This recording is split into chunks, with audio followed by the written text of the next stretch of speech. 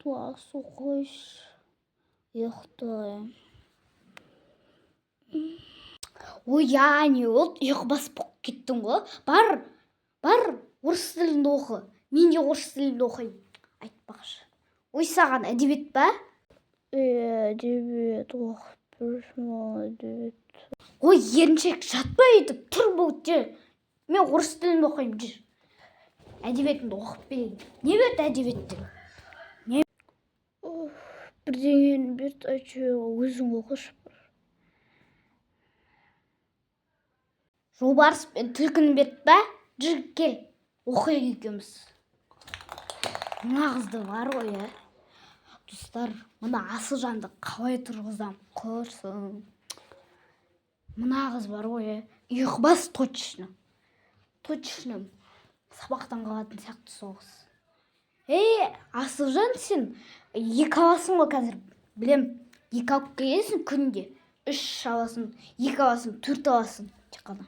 Мен болсам 5-4 алам, болды. Мен 2-ші класста 5-4 алдым ғой. Тұр.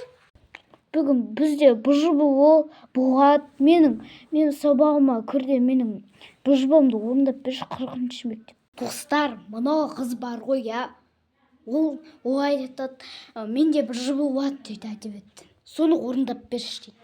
Оп-оңай БЖБО. Жүр, орындап бер.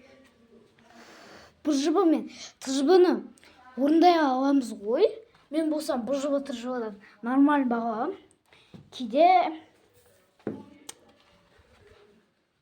шайник қайда бар? Онда сені қазір мына пианиномен істеймін.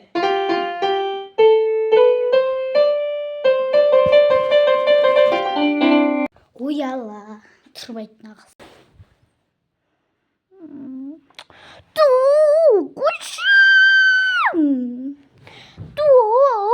Ұйықтайын.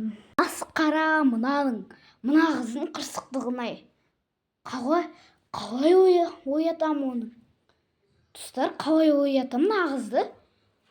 Ерке таза. Ерке мына қыз.